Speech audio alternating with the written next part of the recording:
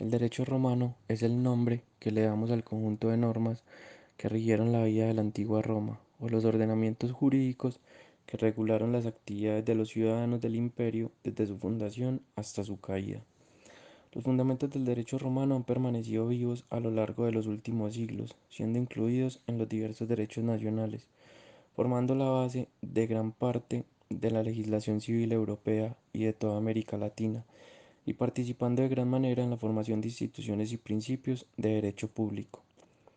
Para construir el ordenamiento jurídico que forma el derecho romano se tomó como base la costumbre, es decir, los actos socialmente aceptados y que a través de la repetición quedaban validados como una forma de actuar legítima para responder a una necesidad jurídica. Pero además de la costumbre, el derecho romano tenía otras fuentes: las decisiones del Senado como representantes del pueblo, los pronunciamientos de los magistrados romanos, las leyes aprobadas por los ciudadanos en los comicios, los plebiscitos y las normas que emanaban los propios emperadores. Estas decisiones tomadas por los distintos órganos dieron forma al cuerpo legal escrito del derecho romano. Este ordenamiento establecía los derechos y libertades de los ciudadanos y la forma de resolver conflictos y castigar incumplimientos. El derecho romano parte de varias características. La primera característica parte de tres preceptos. El primero es vivir honestamente, básicamente llevar una vida pública honesta y transparente. El segundo precepto es no dañar a nadie. Si se hace daño a terceros, se hace obligatorio restituir el agravio físico, moral o material. Y el tercero es dar a cada uno lo suyo. Cada uno recibirá lo que le corresponde según lo pactado. La segunda característica del derecho romano es que es tradicionalista. El derecho romano podía evolucionar, pero las creaciones jurídicas se afianzaban en las tradiciones que le antecedían. La tercera característica es que es formal. Se manifestaba en la creación de modelos o fórmulas que pudiesen ser aplicadas en diferentes casos, evitando interpretaciones erradas de la ley. La cuarta es que es individualista. Se hacía una diferenciación entre ámbito social, moral y jurídico. Y la quinta es que era sencillo y se centraba en la facilidad y naturalidad de aplicar la ley. La importancia del derecho romano. En el derecho romano, las instituciones jurídicas y las leyes entraban en una constante evolución y adaptación a las circunstancias y los cambios sociales. Estas evoluciones lograron grandes avances económicos y se establecieron grandes progresos en temas de contratación, bienes, personas y sucesiones. El derecho romano fue vital en su época y sigue aún prevaleciendo y siendo una de las maneras más eficientes de explicar el derecho de manera universal. Iniciaron la construcción y formación de los cargos públicos, senados, ediles y ministros. El derecho romano nos introduce y nos permite palpar los primeros acercamientos al derecho civil, al derecho penal, al derecho constitucional y al derecho electoral. Por todo lo anterior, el derecho romano es de vital importancia en el derecho actual, ya que a pesar de ser una forma de derecho antiguo, continúa en vigencia y sigue siendo la base de la formación del derecho actual. Common Law inglés. El Common Law, derecho común a toda Inglaterra, que es la síntesis o la selección de distintos elementos tomados con frecuencia de las costumbres locales, pero en ocasiones también de los derechos romanos o canónicos, se transforman en virtud de una labor jurisprudencial de los tribunales Westminster.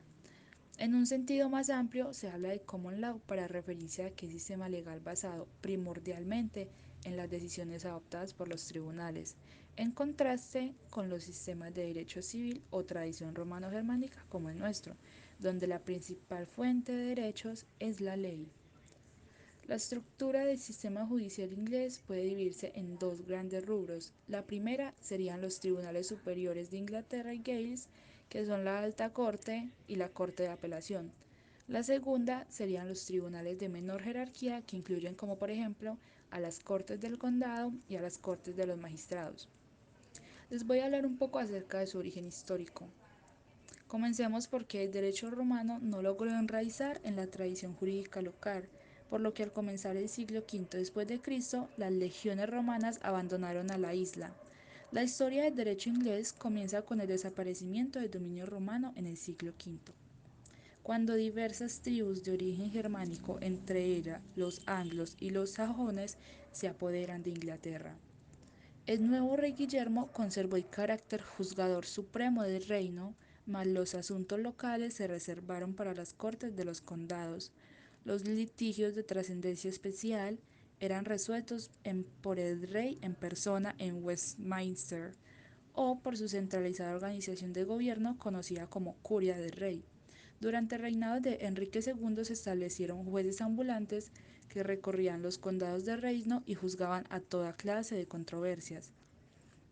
También de su gobierno proviene la creación de los tribunales reales, dando lugar al sistema judicial Common Law y a la primera Corte Real de Justicia, ya que esta fue la corte que conocía las finanzas públicas llamada Corte Exchequer. Posteriormente fue creada la Court of Common Pleas, que conocían los pleitos comunes o litigios civiles, siendo un tribunal móvil, pues seguía al rey por todo el país. Finalmente también se creó el tribunal llamado King's Bench, que conocía el derecho penal. Las atribuciones judiciales de la llamada Curia del Rey adoptaron formas más institucionales con la creación de 3 cortes reales que no dependían de la presencia física del monarca para la ejecución de su labor, conocido posteriormente como Common Law o Derecho Común para distinguirlo del derecho local de los condados.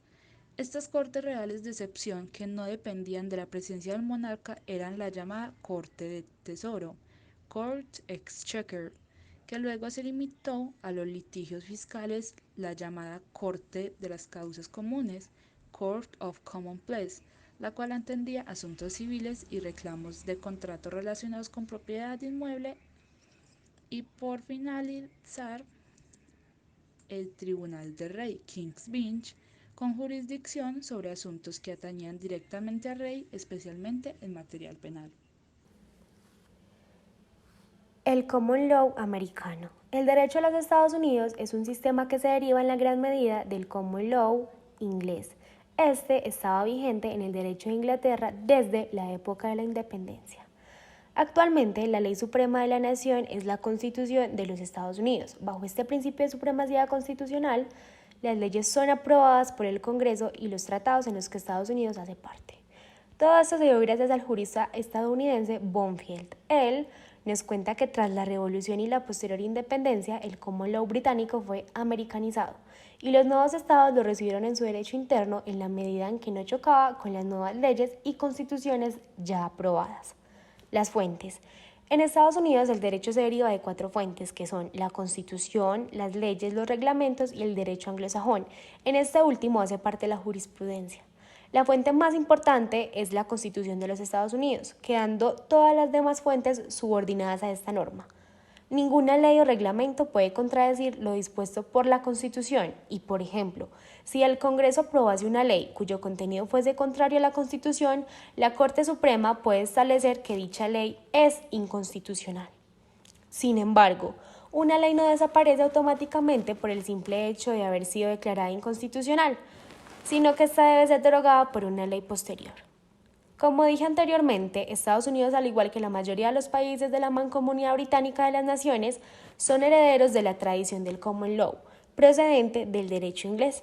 Por ejemplo, las Cortes estadounidenses han heredado el principio de stare decisis. Instituciones. Derecho federal. El derecho federal de los Estados Unidos se origina a partir de la Constitución, que es la norma que le da al Congreso el poder de aprobar leyes para regular una serie de cuestiones como, por ejemplo, el comercio interestatal.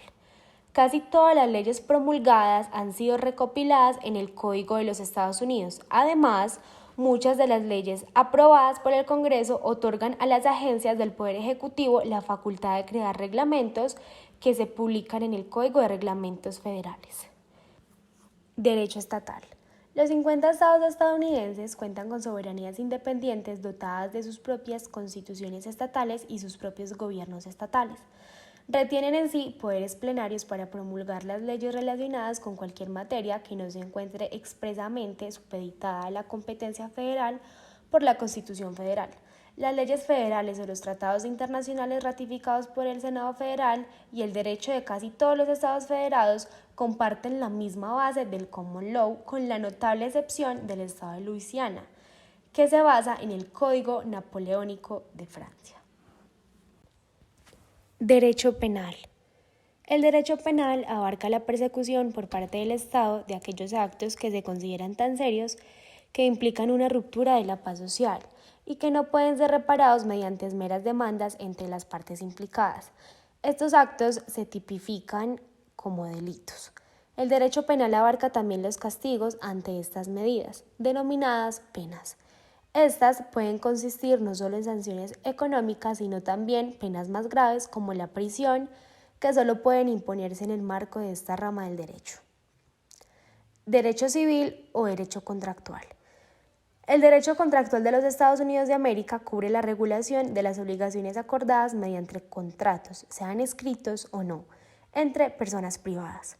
El derecho contractual sobre venta de bienes se ha ido estandarizando a lo largo de la nación como consecuencia de la adopción del Código Uniforme de Comercio de los Estados Unidos. Sin embargo, todavía hay una diversidad significativa en cuanto a la interpretación de otro tipo de contratos, en función del grado de codificación del common law en cada estado y de la adopción de la doctrina y la jurisprudencia sobre la materia. Finalmente, cuentan con el derecho local. Los estados han ido delegando poderes legislativos en favor de miles de agencias gubernamentales, ciudades, condados o distritos especiales. Además de al igual que el derecho estatal, cada una de estas regulaciones está sujeta a la interpretación judicial específica. Por ello, el ciudadano de los Estados Unidos de América se encuentra sometido a distintas normas y regulaciones procedentes de varias docenas de distintas agencias de niveles federal, estatal o local, que aplican en función de variables como la ubicación o la naturaleza del acto jurídico. Similitudes y diferencias. Diferencias. La diferencia esencial radica en sus fuentes del derecho. En el common law americano, los códigos y leyes regulan todas las posibles eventualidades y los jueces tienen un rol limitado en la aplicación del derecho al caso concreto. Por el contrario, en los sistemas de common law inglés, la jurisprudencia o precedente judicial, en su traducción literal, se considera como la más importante fuente del derecho, lo que dota a los jueces de un rol muy activo en el desarrollo normativo. En el sistema del common law inglés no siempre existe una constitución escrita o leyes codificadas. Asimismo, las decisiones judiciales son forzosas. Las decisiones del tribunal de última instancia pueden ser anuladas por el mismo tribunal o a través de legislación.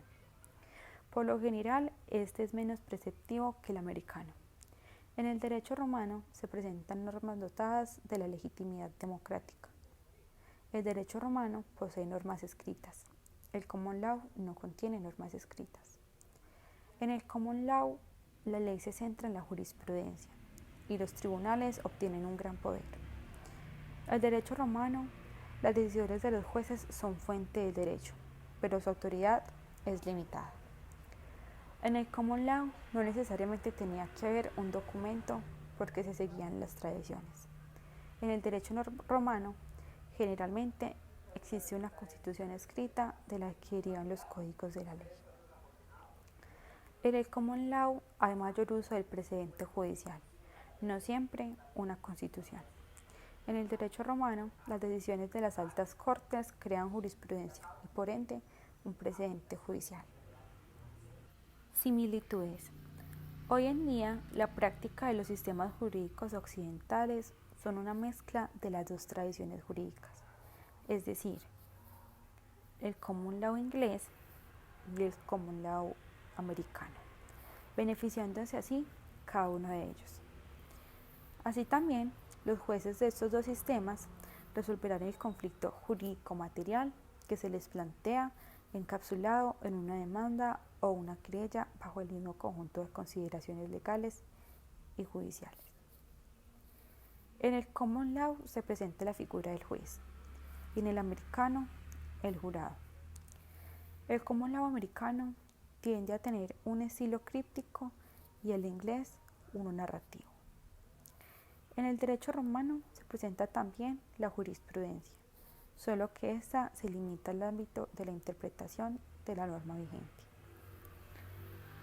Todos los sistemas, en principio, elaboran soluciones para concretar determinadas situaciones, ya sea basado en la ley o las sentencias. Todos tienen normas y leyes que regulan su sistema. Todos van de lo particular a lo universal y asimismo privilegian la acción sobre la reflexión. Conclusiones. Conclusión sobre el derecho romano. Lo más importante del derecho romano. En el derecho romano, las instituciones jurídicas y las leyes entraron en una constante evolución y adaptación a las circunstancias y a los cambios sociales. Estas evoluciones lograron grandes avances económicos y se establecieron grandes progresos en temas de contratación, bienes, personas y sucesiones. El derecho romano fue vital en su época y sigue aún prevaleciendo y siendo una de las maneras más eficientes de explicar el derecho de manera universal. Iniciaron la construcción y formación de los cargos públicos, Senado, ediles, ministros. El derecho romano nos introduce al derecho civil creando figuras como matrimonio, adopción, nulidad, divorcio, patria potestad, posesión, etc. Se construyen bases para solidificar el hecho real con figuras como usufructo, servidumbre, el uso. Nos introduce al derecho penal, constitucional y al derecho electoral. Por todo lo anterior, el derecho romano es de vital importancia en el derecho actual, ya que a pesar de ser una forma de derecho antigua, continúa en vigencia aún en nuestros tiempos y sigue siendo la base de la formación del derecho actual. Conclusión del Common Law. Lo más importante del Common Law. Algo que podemos resaltar del Common Law inglés es la creación de los tribunales reales como la primera Corte Real de Justicia, que fue la que reconocía las finanzas públicas, y posteriormente fue creada el Court Common Pleas, que conocía los pleitos civiles siendo un tribunal móvil siguiendo al rey por todo el país.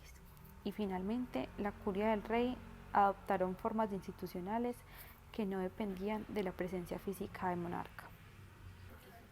Conclusiones del Common Law americano.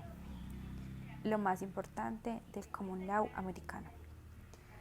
El Common Law americano surge de la necesidad de abastecer todo tipo de necesidades, tanto privadas como públicas, sociales, económicas, penales, etc. Y se adentra de un modelo más común y práctico para su estudio, ya que permite no teorizar las prácticas, sino hacer de ellas un ejemplo ante la sociedad.